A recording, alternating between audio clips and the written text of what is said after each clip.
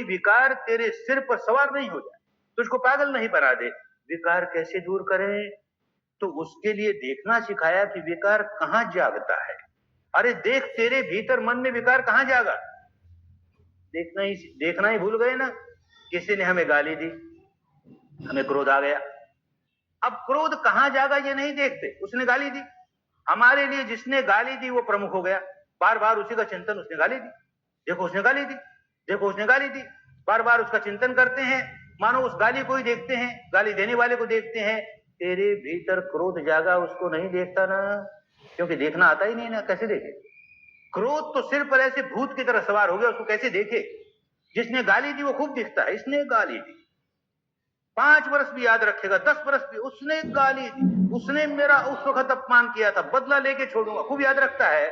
अरे तेरे भीतर क्रोध जागता है, उसको नहीं देख पाया ना, तुझे पता ही नहीं ना कैसे क्रोध जाग गया।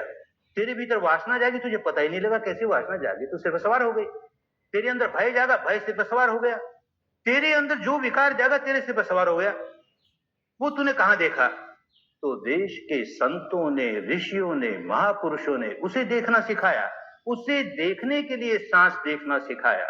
जो आदमी अपना सांस देखना शुरू कर देता है, शुद्ध सांस, उसके साथ कोई शब्द नहीं जोड़ेगा, उसके साथ कोई रूप, कोई आकृति नहीं जोड़ेगा, एक वैज्ञानिक की तरह अपने भीतर ये माइंड और मैटर, इनका इंटरेक्शन कैसे होता है, माइंड कैसे काम करता है, कैसे बॉडी पर उसका इन्फ्लुएंस होता है, कैसे बॉडी के इन्फ्लुएंस होने पर कैसे माइंड फिर रिएक्ट करता है, ये सारा का सारा करंट और अंडर करंट एक्शन और रिएक्शन, उसको देख करके अपने विकारों से मुक्ति पा सकता है।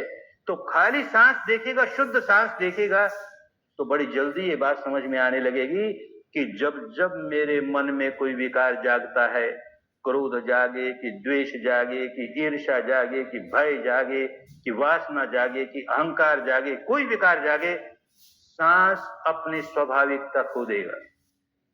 सांस स्वाभाविक रह नहीं सकता, तेज हो जाएगा, भारी हो जाएगा, और जैसे ही विकार दूर हुआ, सांस फिर वैसा का वैसा स्वाभाविक हो गया। अरे तो इन विकारों का मेरे सांस से बहुत गहरा संबंध है। इसलिए देश के ऋषियों ने, मुनियों ने, महापुरुषों ने सांस का दर्शन करना सिखाया कि सांस को देखना सीख। सांस को देखते देखते तू अपने मन को देखने लगेगा, और मन को देखते देखते मन के विकारों को देखने लगेगा, और जब देखने लगेगा तो भीतर से जाग उठेगा। अब तो भीतर से सोए है ना, बाहर से जागे हैं, और जो भीतर से जाग गया उसमें विकार नहीं जागते। उसमें विकार जाग गए तो टिकते नहीं। जिस घर का मालिक सोया है उस घर में चोर आते हैं। जिस घर जाए कोई